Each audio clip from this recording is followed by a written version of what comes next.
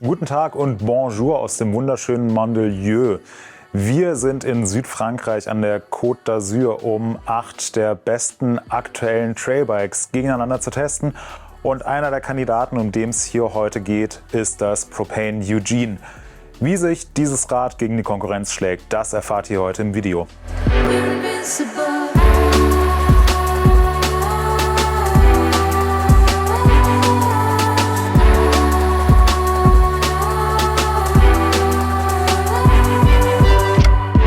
Das Propane Eugene, das kann man inzwischen eigentlich als modernen Klassiker im Trailbike-Segment bezeichnen.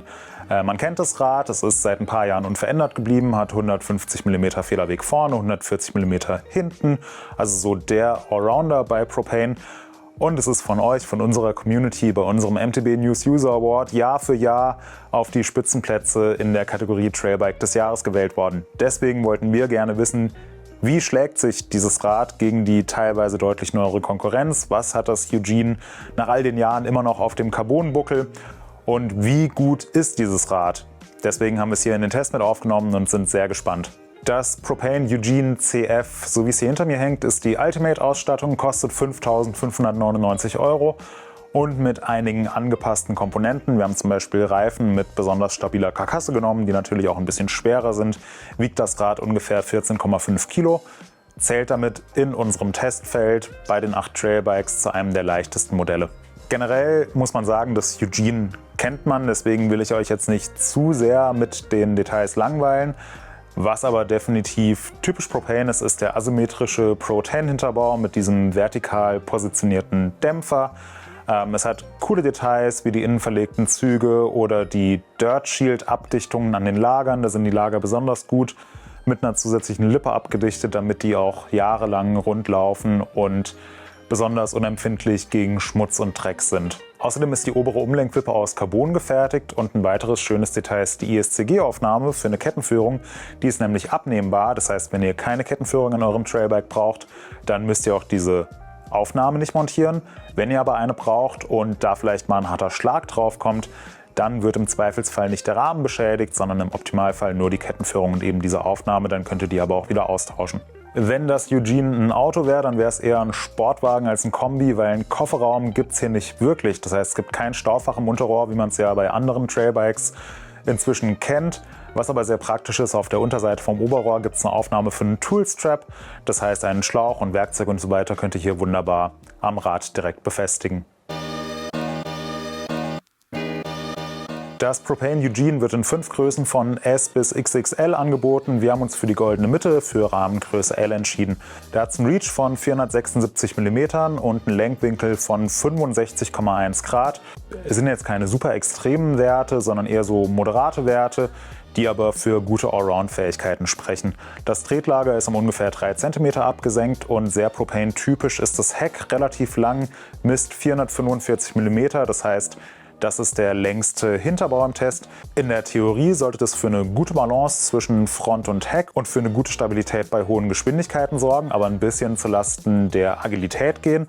Aber Praxis und Theorie sind ja immer 2 unterschiedliche Paar Schuhe und wir sind extra hier in Frankreich, um das eben zu testen. Deswegen darf man da gespannt sein, wie sich diese Geometrie auswirkt.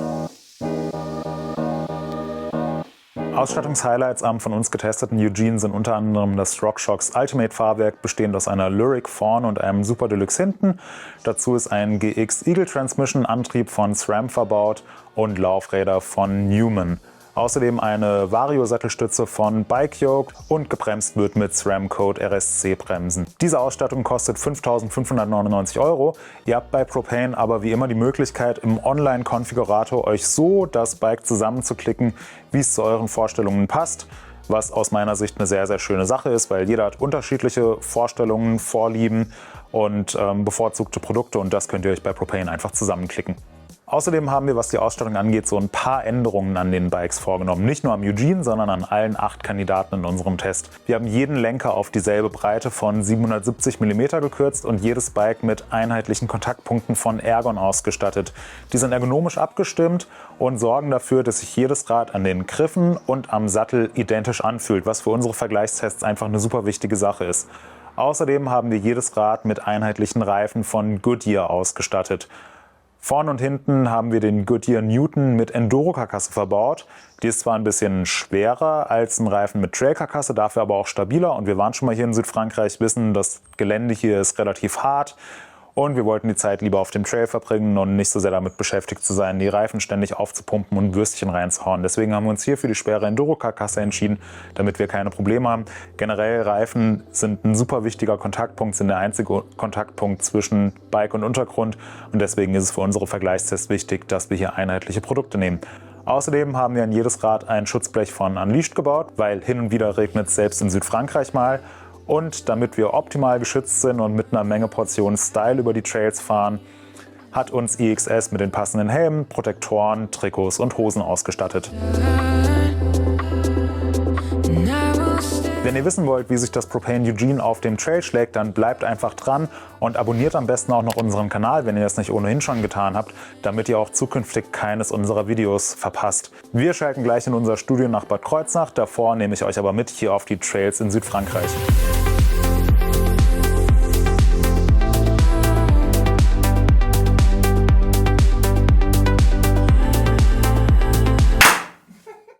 So, jetzt sind wir zurück aus Südfrankreich im beschaulichen Bad Kreuznach.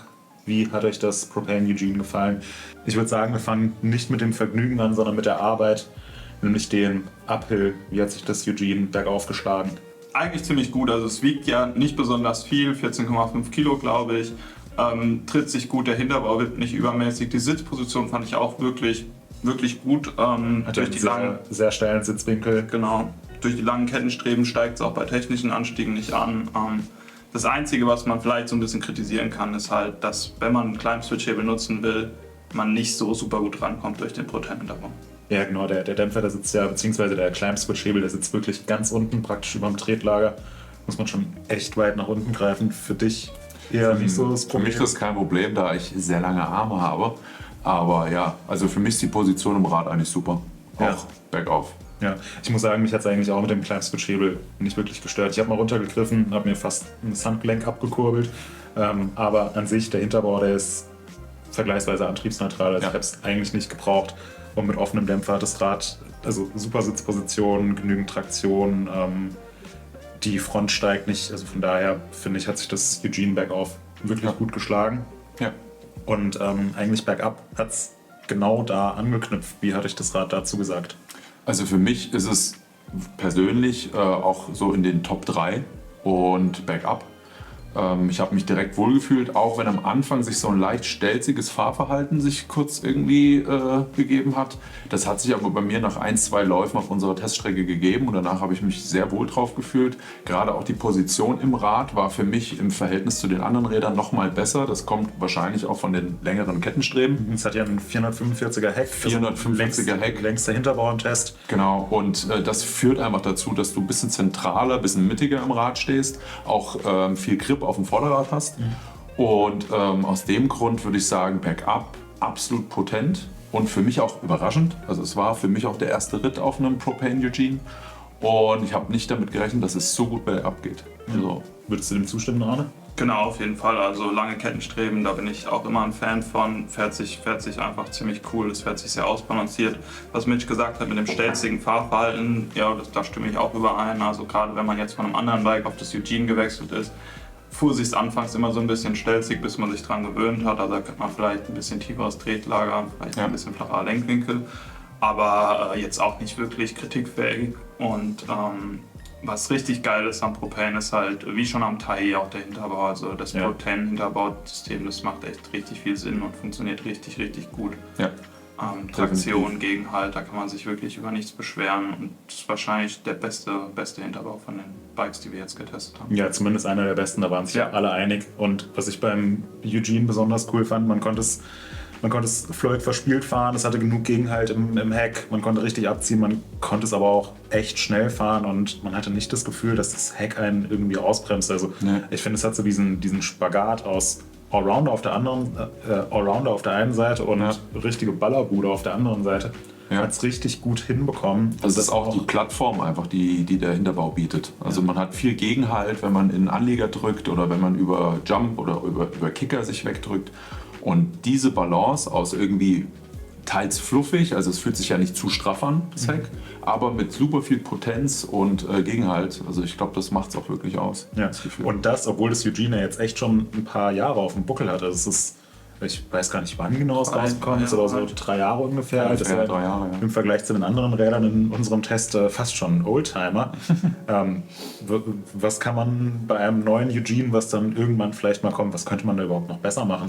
Ich glaube, was vielleicht verbesserungswürdig wäre, wäre der Kettenstrebenschutz. Der Kunststoff oder das Gummi, was da verbaut ist, ist vielleicht ein bisschen zu spröde, ein bisschen zu hart, sodass du halt relativ viel Kettengeräusche hast.